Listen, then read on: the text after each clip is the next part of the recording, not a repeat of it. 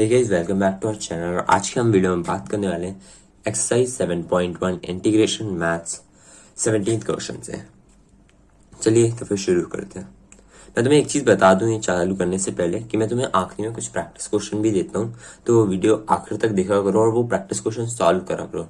तो तुम्हारा क्या होगा, उससे तुम्हारा जो अपन ने वीडियो में सीखा है वो चीज और क्लियर हो जाएगी। ठीक है, तो फिर चलते हैं 17th क्वेश्चन पे। अभी 17th क्वेश्चन में अपन को इंटीग्रेशन ही करना है। अभी कुछ इस तरीके से लिखा हुआ था 17th question, integration of x square minus 3 sine x plus 5 under root x d x. ठीक है, ये लिखा हुआ था। अब मैंने क्या करा, इसके यहाँ पे इंटीग्रेशन लगाया, डी एक्स लिख दिया, फिर इसको स्प्लिट कर दिया इस तरीके से, इंटीग्रेशन का साइन अंदर मल्टीप्लाई कर दिया। ठीक है, और फिर कांस्टेंट को पहले मैंने बाहर लिख दिया और फिर मैंने इसकी पावर को 1/2 लिख सकता हूँ ना, है ना, 1/2 लिखा और फिर यहाँ पे 2 लिखा था, यहाँ पे n+1 वाला रूल फॉलो कर दूंगा तो x³/3 आ जाएगा बेसिकली। ठीक है, यहाँ -3 आ जाएगा और integration of sine x upon ने पढ़ा था कि जो कि होता है माइनस कॉस एक्स और प्लस, और फिर यहाँ पे आ जाएगा 5, तो 5 से एज इट इज बाहर आ जाएगा। ठीक है, और फिर उनको करना है इसका इंटीग्रेशन, तो इसका इंटीग्रेशन में n+1 वाला रूल फॉलो कर दोगे तुम लोग। तो फिर बस इसको थोड़ा सिंपल करके लिख देना, 2x³/3 प्लस, क्योंकि माइनस माइनस प्लस हो जाएगा तो यहाँ पे प्लस आ गया, 3 cos x प्लस 5 x की पावर 3/2 अपॉन 3/2, और फिर 3/2 में ऊपर जाके लिख सकते हो और प्लस सी आया। ठीक है, यहाँ भी प्लस सी था। ठीक, और फिर 2x³ minus 3 plus 3 cos x plus 10/3। अभी 10 क्यों आया, अभी जब ये 2 ऊपर जाएगा तो ये 5 से मल्टीप्लाई होगा ना यार, ये चीज ऊपर चली जाएगी, 3 नीचे रह जाएगा, तो 10/3 x की पावर 3/2 प्लस सी। तो ये आ जाएगा तुम्हारे 17th क्वेश्चन का आंसर। तो बढ़ते हैं अपन अपने 18th क्वेश्चन पे। 18th क्वेश्चन क्या रहा है, sec x ब्रैकेट में sec x प्लस 10x। अब इस क्वेश्चन को किस तरीके से सॉल्व करना है अब वो देखते हैं। देखो, अपन के पास इंटीग्रेशन में ना u.v मेथड नहीं होता। ठीक है, जैसा डिफरेंशिएशन में होता था, एक होता है मेथड, वो थोड़ा अलग होता है। ठीक है, वो अपन आगे वाले वीडियोस में डिस्कस करेंगे, बट यहाँ पे अपन वो चीज अप्लाई नहीं करने वाले। तो अपन इसको थोड़ा जितना सिंपल हो सके उतना सिंपल करते हैं। तो यहाँ पे एक काम करते हैं, इसको पहले अंदर मल्टीप्लाई कर दो। ठीक है, तो sec x अंदर मल्टीप्लाई होगा sec x से sec² x बन जाएगा dx प्लस अंडर मतलब इंटीग्रेशन का sign of sec x tan x बन जाएगा sec x.tan x dx। अब इसका इंटीग्रेशन है जो कि है tan x, और इसका इंटीग्रेशन है sec x.tan x का खुद sec x और प्लस c। बस ये आ गया तुम्हारा आंसर, इसका इंटीग्रेशन tan x और sec x.tan x का integration sec x plus c। तो ये आ जाएगा तुम्हारा आंसर। तो ये बढ़ते हैं अपने 19 क्वेश्चन पे। अभी 19 क्वेश्चन क्या कह रहा है, sec² x upon cos² x dx। अब इस क्वेश्चन का क्या करना पड़ेगा बेसिक। देखो, अपन ने क्या करा है, पहले sec² x को मैं, देखो यहाँ पे मैंने आइडेंटिटी लिख रखी है, sec x को मैं 1/cos लिख सकता हूँ, तो sec² x को भी मैं लिख सकता हूँ 1/cos² x। तो बस मैंने वहां पे sec² x या मैंने 1/cos² x लिख दिया। ठीक है, वैसे ही यहाँ पे cosic² x लिखा हुआ है, तो cos x equals cosic x equals to 1/sin x होता है। तो वैसे ही मैं cosic² x की जगह 1/sin² x लिख सकता हूँ। तो मैंने बस इसकी जगह 1/sin² x लिख दिया। ठीक है, तो अब ये क्या होगा, sin² x ऊपर चले जाएगा और cos² x नीचे ही रह जाएगा। तो sin² x ऊपर आ गया अपॉन cos² x, उनको करना है इसका इंटीग्रेशन। तो अब sin² x upon cos² x dx, अब उनको करना है इसका इंटीग्रेशन। ठीक है, तो मैं इसको और सिंपल कर सकता हूँ, sin² x upon cos² x को मैं यहाँ पे क्या लिख सकता हूँ, tan² x लिख सकता हूँ। और क्योंकि मेरे पास tan² x का भी इंटीग्रेशन मौजूद नहीं है, डायरेक्ट इंटीग्रेशन मौजूद नहीं है, इंटीग्रेशन तो है डायरेक्ट इंटीग्रेशन नहीं है, तो मैं क्या करूंगा, इसको यहाँ पे एक आइडेंटिटी लगाऊंगा। अपन ने पढ़ा था 11th क्लास में sec² x minus tan² x equals to 1। तो क्या होगा, मैंने इस 1 को इधर भेज दिया और इस चीज को इधर भेज दिया, तो 1 इधर आ जाएगा तो -1 हो जाएगा, और ये जब माइनस tan² x उधर जाएगा तो ये प्लस हो जाएगा।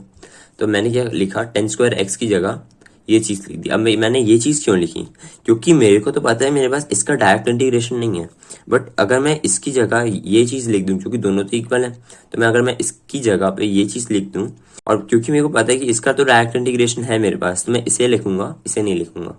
ठीक है, तो मैंने tan² x की जगह sec² x -1 कर दिया, और फिर यहाँ इंटीग्रेशन लगाया, और फिर यहाँ पे इंटीग्रेशन साइन अंदर मल्टीप्लाई कर देते हो, integral sec² x dx minus integration of 1 dx। तो यहाँ पे तो 1 का इंटीग्रेशन x हो जाएगा। ठीक है, और sec² x का इंटीग्रेशन हो जाएगा tan x। Sex square x का इंटीग्रेशन होगा 10x माइनस का साइन और फिर 1 का इंटीग्रेशन होगा x और प्लस c। बस इतना सा क्वेश्चन था। अब बढ़ते हैं अपने 20th वाले क्वेश्चन पे। अब आते हैं अपने 20th क्वेश्चन पे। अब 20th क्वेश्चन क्या कर रहा है, इंटीग्रेशन करना है अपन को 2 minus 3 sine x upon cos square x का dx। ठीक है, अपन इसका इंटीग्रेशन कैसे करेंगे, एक काम करो, मैं इसको थोड़ा सा इस तरीके से लिख सकता हूँ, 2 के नीचे मैं कॉस स्क्वायर एक्स लिख दूं और माइनस थोड़ा अलग अलग करके लिख सकता हूँ क्योंकि डिनोमिनेटर तो सेम है।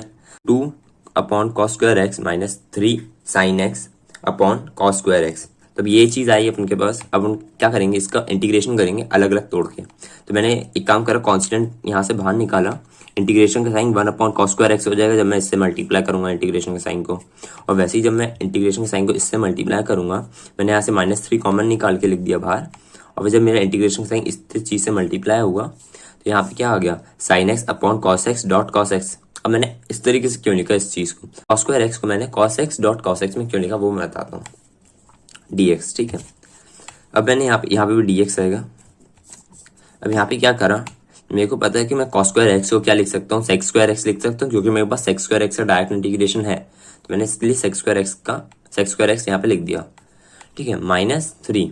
अब मैं क्या करूंगा, इसी चीज को मैं 10 कन्वर्ट कर लूंगा, 10x अपॉन कॉस एक्स। क्यों कर रहा हूँ, क्योंकि मेरे पास 10x डॉट सेक एक्स का इंटीग्रेशन है। अभी यहाँ से 10x डॉट सेक एक्स कैसे आएगा, देखो मैं इसको कर लूंगा 10x में convert sine x upon cos को। अब ये वाला कॉस रहने दूंगा, इस sine x upon cos x को मैंने करा 10 में कन्वर्ट, और जब ये कॉस एक्स जब ऊपर जाएगा तब ये सेक में कन्वर्ट हो जाएगा, तो सेक एक्स डॉट 10x हो जाएगा। ठीक है, तो मेरे पास उसका डायरेक्ट इंटीग्रेशन है, तो वही चीज मैं करूंगा। मैंने आप इसको करा 10 में कन्वर्ट और इस कॉस को भेज दिया ऊपर से, जो कि जाएगा सेक में, सेक के फॉर्म में। ठीक है, और इसका इंटीग्रेशन क्या होता था, सेक स्क्वायर एक्स का इंटीग्रेशन होता था 10x, तो ये 2 से मल्टीप्लाई करके लिख दिया मैंने 10x माइनस 3।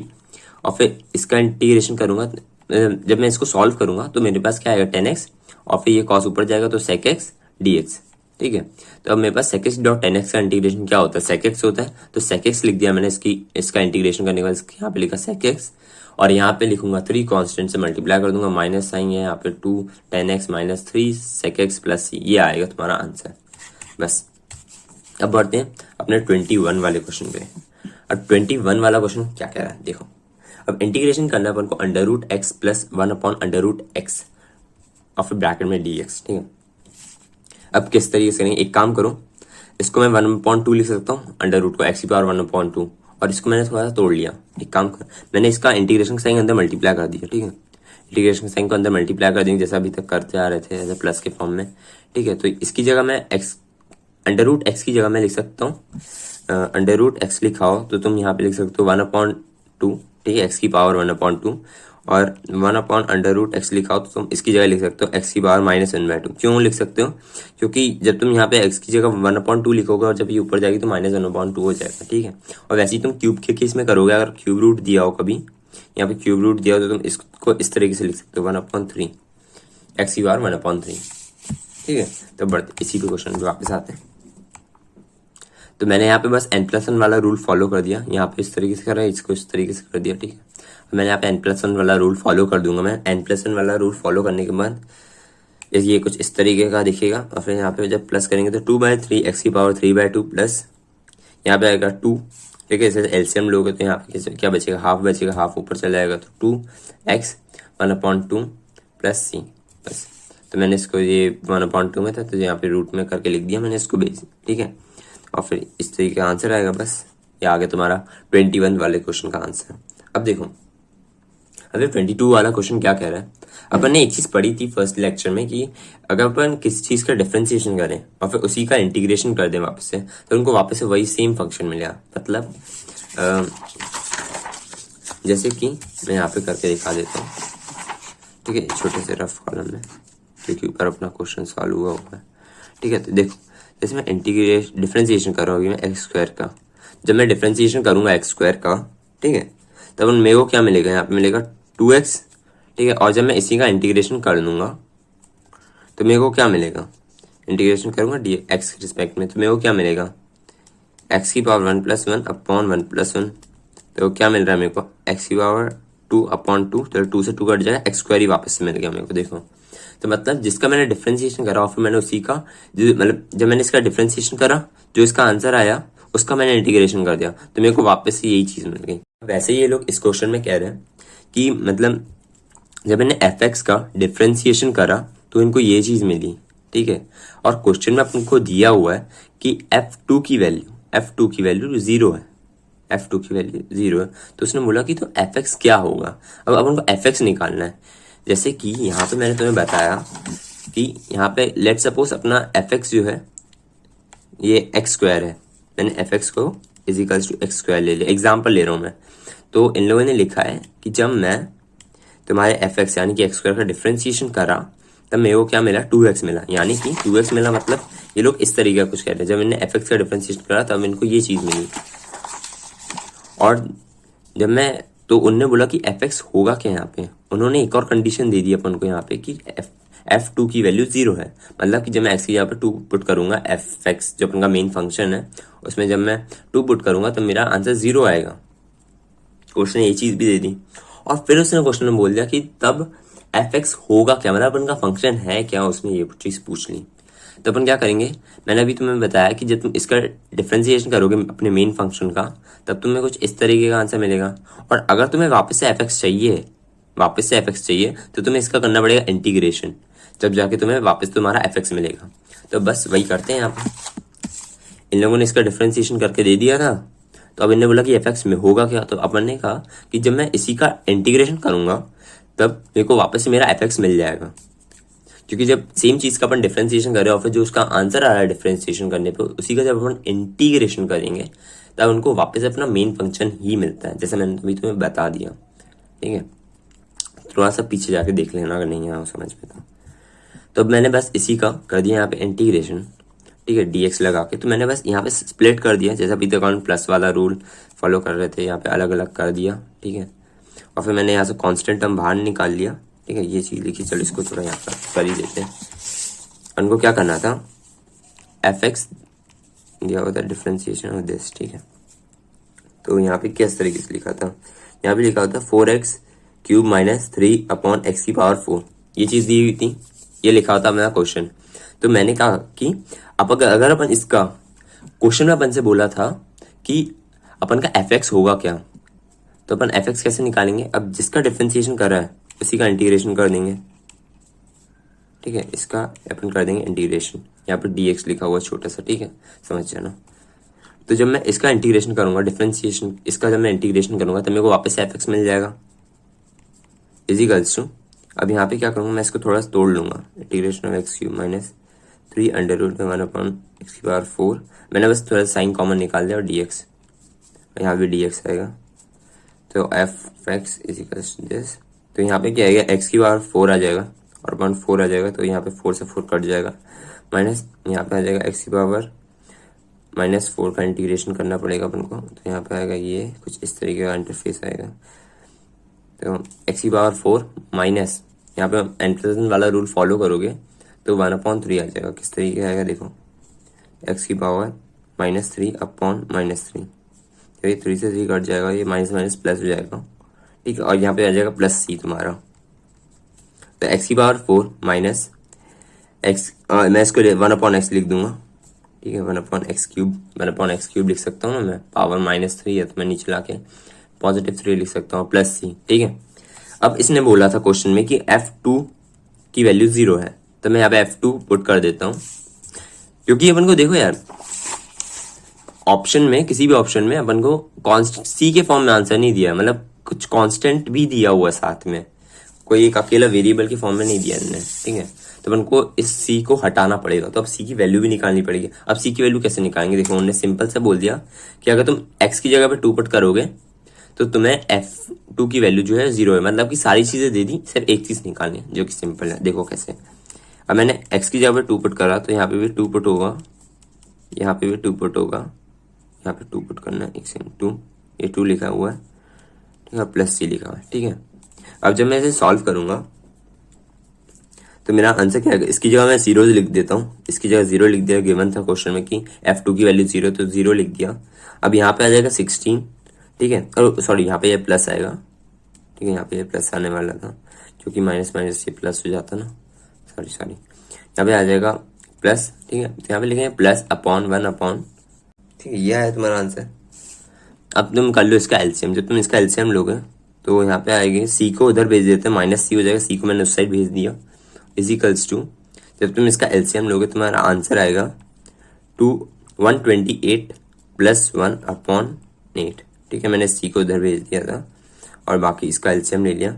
फिर तो इसको सॉल्व करेंगे तो 129/8 आ जाएगा तुम्हारा आंसर। तो मतलब कि सी की वैल्यू आ गई। अब ये माइनस साइन को भी मैं इधर भेज देता हूँ, तो सी इजिकल्स टू 129/8 और फिर यहाँ पे आएगा माइनस साइन भी। ठीक है, माइनस साइन को मैंने इधर भेज दिया, तो इस तरीके का कुछ आंसर आ गया अपन का। अब बस मैंने क्या करा कि अब मैंने सी की वैल्यू यहाँ पे रख दी, तो अपन को पूरा पूरा फंक्शन मिल जाएगा, एफ एक्स की पूरी वैल्यू मिल जाएगी। तो यहीं पे लिख देता हूँ मैं कि क्या मिलेगी अपन को एफ एक्स की वैल्यू। एफ एक्स जो होगा अपना वो इक्वल होगा किसके, एक्स की पावर 4 प्लस 1/x की पावर 3 माइनस, ये माइनस साइन है, ठीक है, ये प्लस मत लगा देना यहाँ पे देख के। सी की वैल्यू, पॉजिटिव सी की वैल्यू इन लोगों ने क्या दे दी है, -129/8। ठीक है, तो बस तुम्हें यहीं पे ये चीज पुट करनी है, 129/8। ये आएगा तुम्हारा आंसर, जो कि है ए ऑप्शन करेक्ट है। अभी वाले कुछ होमवर्क क्वेश्चन जो कि तुम लोग सॉल्व करने नेक्स्ट वीडियो आने से पहले, तो कौन कौन से है, सेकेंड वाला है, 4th, 5th, 6th, 7th और ये 9th वाला क्वेश्चन।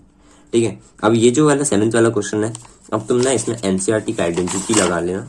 ये डायरेक्ट इंटीग्रेशन दिया हुआ एनसीईआरटी में, तुम इसको जैसे कि तुम्हारा लिखा है 3 की पावर x, तो 3 जो है कांस्टेंट है, यहाँ पे लिखा होगा a की पावर x, तो यहाँ पे जो a है वो कांस्टेंट है। तो यहाँ पे बस तुम्हें इंटीग्रेशन करना है, तो आंसर क्या आएगा तुम्हारा, a की power x upon log a, यानी कि जब तुम्हारा 3x का जब तुम इंटीग्रेशन करोगे तुम्हारा आंसर आएगा 3 की power x upon log 3 plus c, बस। ठीक है, अब ये प्लस सी क्यों लगाते हैं, अगर वो वीडियो नहीं देखी है तो मैंने डिस्क्रिप्शन में लिंक दिया हुआ है, बेसिक वाली वीडियो थी, तो वो चीज़ देख लेना। मैंने उसका लिंक दे दिया, वीडियो का लिंक, और प्लेलिस्ट का भी लिंक दिया हुआ है। तो फिर मिलते हैं हम नेक्स्ट वीडियो में। अगर चैनल सब्सक्राइब नहीं करा तो सब्सक्राइब कर देना, लाइक कर देना।